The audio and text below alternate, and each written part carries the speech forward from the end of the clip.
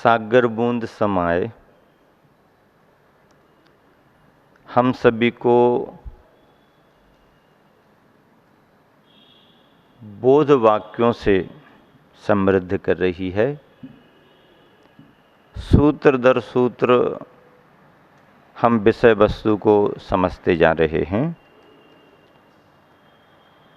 पिछले दिनों की चर्चा के बाद अब बात अपने को आगे बढ़ानी है।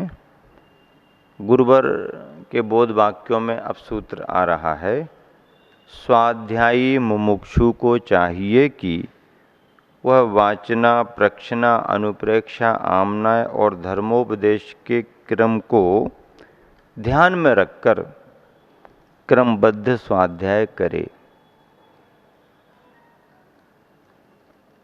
क्या प्रेरणा दी है? स्वाध्याय को क्रमबद्ध करे। अब आपको आश्चर्य जैसा होगा कि क्रमबद्ध तो पर्यायों के रूप में चर्चा में आता है, लेकिन यहाँ स्वाध्याय को क्रमबद्ध कहा जा रहा है। हाँ, गुरुवर का कहना यह है कि हम स्वाध्याय तो करते हैं लेकिन क्रमबद्ध नहीं करते हैं। क्रमबद्ध का मतलब यह है, स्वाध्याय के सभी अंग हमारे पास होना चाहिए। स्वाध्याय के भेदों में तत्वार सूत्र में कहा गया, वाचना करना भी स्वाध्याय है। वाचना सुनकर के जो भी मन में जिज्ञासा उठी, प्रश्न आया, उसका समाधान करना भी स्वाध्याय है।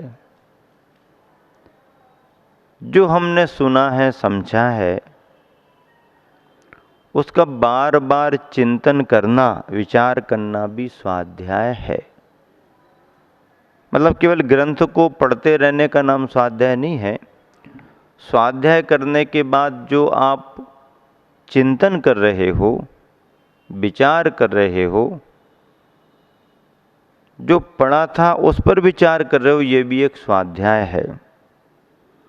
आमनाय घोष परिवर्तनो आमनायः,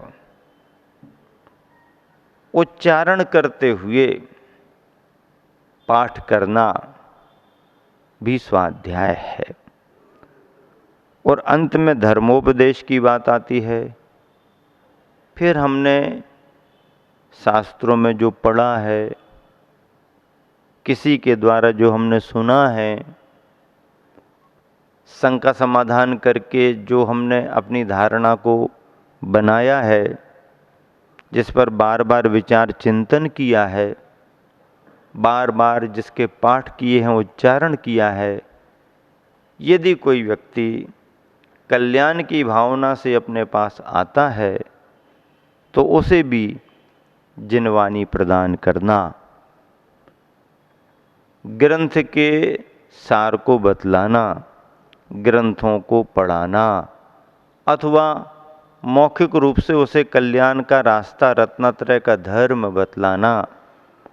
श्राव का आचार क्या है, मूलाचार क्या है, श्राव का आचार में श्रावकों के व्रत कितने होते हैं, व्रतों को धारण क्यों करना चाहिए, कुलाचार का महत्व क्या है, गृहस्थ के जीवन में कुलाचार पालन की भूमिका क्या है, इत्यादि प्रकार से समझाकर अभक्ष्य और अशुद्ध वस्तुओं के त्याग के लिए प्रेरित करना और उसे न्याय नीति के मार्ग में लगाना, उसे दया करुणा सेवा के मार्ग में लगाना, उसे परोपकार के मार्ग में लगाना, उसे कर्तव्यनिष्ठ बनाना, उसे दान पूजा के धर्म में लगाना, उसे नियम संयम के मार्ग पर आगे बढ़ने की प्रेरणा देना, यह धर्मोपदेश कहलाता है। तत्व का उपदेश, धर्म का उपदेश, अहिंसा का उपदेश, व्रत संयम पालन करने की प्रेरणा, पापों से बचाना, व्यसनों से बचाना और मोक्ष मार्ग में लगाना, ये धर्मोपदेश माना जाता है। गुरुवर यहाँ पर कह रहे हैं, स्वाध्यायी मुमुक्षु को चाहिए, ऐसा मुमुक्षु जो मोक्ष की इच्छा रखता है, मोक्ष की कामना करता है, मोक्ष पाने की भावना रखता है, स्वाध्याय कर रहा है, सदाचारी है, कुलाचारी है, स्वाध्याय में निरत रहता है, चारों अनुयोगों के शास्त्रों को पढ़ता है, चारों अनुयोगों की व्यवस्थाओं को, व्याख्याओं को जानता है, ऐसा स्वाध्यायी मुमुक्षु, ऐसे स्वाध्यायी मुमुक्षु को चाहिए कि वह वाचना, प्रच्छना, अनुप्रेक्षा, आमनाय और धर्मोपदेश के क्रम को ध्यान में रखकर क्रमबद्ध स्वाध्याय करे, स्वाध्याय को क्रमबद्ध करे। दोहा है, वसुविधि मंगल द्रव्य ले जिन पूजो सागार। वसुविध मंगल द्रव्य ले जिन पूजो सागार, पाप घटे फलतः फले पावन पुण्य अपार। इस दोहे में श्रावक के धर्म की विशेषता बतलाई गई है। श्रावक का धर्म क्या है? एक गृहस्थ का, श्रावक का धर्म है कि वह भगवान की पूजा करे। क्या करे? भगवान की पूजा करे। भगवान का स्वरूप तो अपन को मालूम है। स्थापित जिन बिंबों की महिमा और वीतरागता से सब परिचित हैं, ऐसे अरहंतों के बिंब जिन बिंब कहलाते हैं, उन जिन बिंबों की पूजा करना, जिन पूजो, जिनेंद्र भगवान को पूजो, उनकी प्रतिमाओं की पूजा करो, उनका स्मरण करके उनकी पूजा करो। कौन? सागार। सागार का अर्थ क्या होता है? सागार यानी अगार सहित सागार। अगार यानी घर। अगार का अर्थ होता है घर। जो घर के साथ रहते हैं वो सागार हैं। घर और मकान में अंतर होता है। सुनो सब ध्यान से। घर में और मकान में अंतर होता है। आप लोग समझते हो अंतर कि नहीं समझते? समझते हो, लेकिन वो अंतर नहीं समझते जो मैं बतलाना चाह रहा हूं। घर और मकान में अंतर है। मकान वो है जिसे आप बनवाते हो।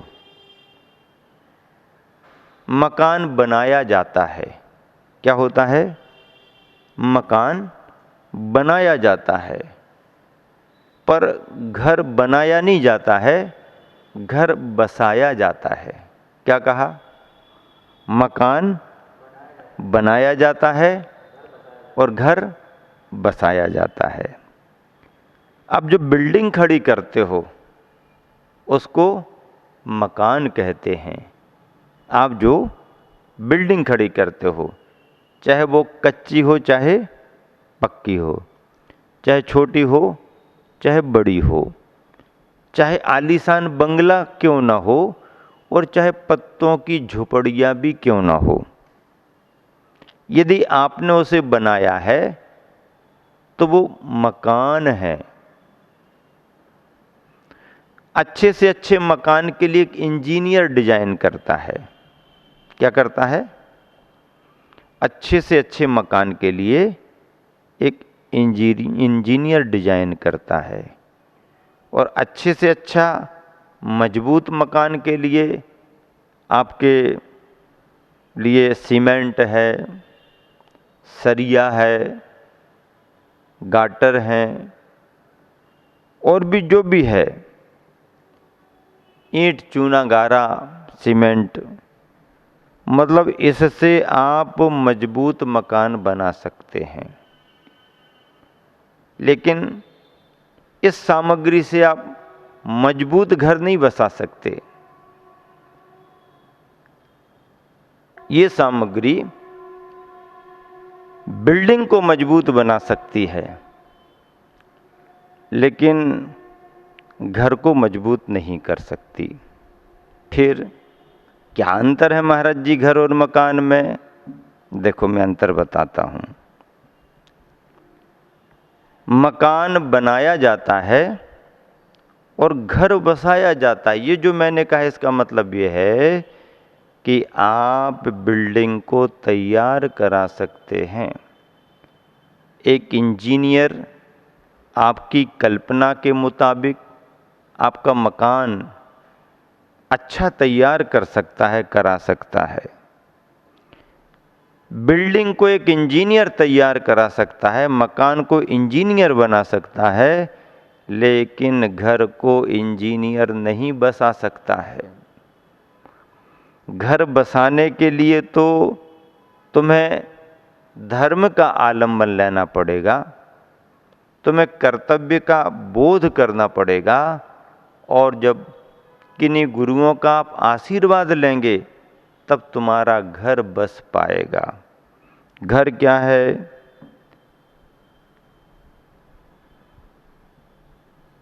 दोनों जन रहें, दाम्पत्य जीवन स्वीकार कर लें तो समझ लो घर बस गया। दोनों ने मिलकर के संकल्पबद्ध होकर के जो दाम्पत्य जीवन स्वीकार कर लिया, उसका नाम है उनका घर बस गया। अब भले ही उनको रहने के लिए बिल्डिंग ना हो, भले ही उनको रहने के लिए मकान ना हो, भले ही वह खुली जमीन पर रहते हों, खुले आसमान के नीचे रहते हों, लेकिन जिस जगह वो रहते हैं वह स्थान उनका घर माना जाएगा। जहाँ गृहस्थी होती है वो घर होता है, और जहाँ केवल बिल्डिंग होती है वो मकान होता है। इसलिए आपको मालूम है महाराज जी मकानों में तो रह जाते हैं पर घरों में नहीं रहते। जहाँ पर गृहस्थी बसी है वहाँ पर गृह त्यागी नहीं रहेंगे। हाँ, बिल्डिंग खड़ी है और कोई नहीं रहता है तो गृह त्यागी भी उसमें समय और आवश्यकता के अनुसार कुछ रुकेंगे और अपना प्रयोजन पूरा करके निकल जाएंगे। ये घर और मकान में अंतर है। घर और मकान में अंतर ये है कि एक मकान को तो इंजीनियर बना सकता है, लेकिन घर को बसाने के लिए इंजीनियर की ज़रूरत नहीं, किसी गुरु के आशीर्वाद की ज़रूरत होती है। और जब कोई गुरु का आशीर्वाद लेकर के गृहस्थ बनता है, अपने घर की शुरुआत करता है, तो उसकी धर्म भावना उसमें काम करती है। उसको पारिवारिक मर्यादाओं का ध्यान रहता है और दोनों मर्यादाओं में बंध करके संकल्पबद्ध होकर के फिर अपने घर को अपने परिवार के रूप में आगे बढ़ाते हैं। इसलिए क्या कहा कि जो सागार होते हैं यानी अगार सहित जो गृहस्थ होते हैं वो क्या करें? जिन पूजो, जिनेंद्र भगवान की पूजा करें। कैसे पूजा करें? कैसे पूजा करें? खाली हाथ पूजा करें? खाली हाथ पूजा कैसे करेंगे? क्योंकि वो तो द्रव्य का संग्रह करते रहते हैं। पूजा केवल भावों से कर लें? हाँ, भावों से तो पूजा करना ही पड़ेगी, लेकिन भावों की सार्थकता के लिए आपको द्रव्य का परित्याग भी करना पड़ेगा, क्योंकि त्याग की मूर्तियों के सामने ही त्याग के भाव बनते हैं। त्याग की मूर्तियों के सामने ही त्याग के भाव बनते हैं और त्याग की प्रेरणा लेने के लिए ही हम त्याग की मूर्तियों के पास जाते हैं। त्याग की मूर्तियों से आपको राग मिलने वाला नहीं। त्याग की मूर्तियों से आपको राग रंग नहीं मिलेगा।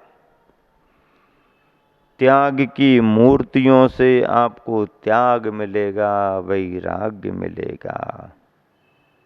तो ऐसे त्याग की पूर्ति के लिए गृहस्थ, त्याग का संस्कार लेने के लिए गृहस्थ अपनी क्षमता के अनुसार सामग्री का त्याग करता है, सामग्री को अर्पित करता है। जिनके चरणों में सामग्री अर्पित की जा रही है, उन्हें सामग्री की जरूरत नहीं है। उस चढ़ाई गई सामग्री से कोई लेना देना नहीं, लेकिन जिसने चढ़ाई है उसका उतनी सामग्री से ममत्व भाव घटा है, और ममत्व भाव घटना ही त्याग का परिणाम है। तो ऐसे त्याग के परिणामों के साथ त्याग की मूर्तियां पंच परमेष्टियों के समक्ष सदगृहस्थ अपना धर्म पालन करने के लिए वसुविध मंगल द्रव्य ले।